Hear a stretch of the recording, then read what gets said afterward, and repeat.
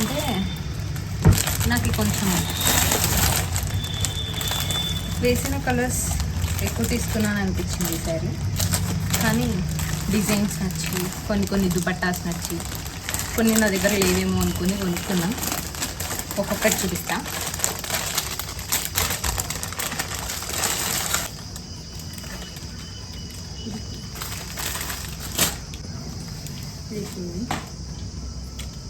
దీని మీద ప్యాంట్. నేను యాక్చువల్గా హాలిడేస్ కాబట్టి యాంకిల్ లెంత్ తీసుకున్నాను.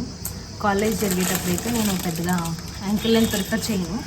ఎందుకు అనంటే స్టూడెంట్స్ అందరూ ఉంటారు కదా, కొంచెం యాంకిల్ లెంత్ వేయాలి అంటే ఎందుకు నచ్చదు.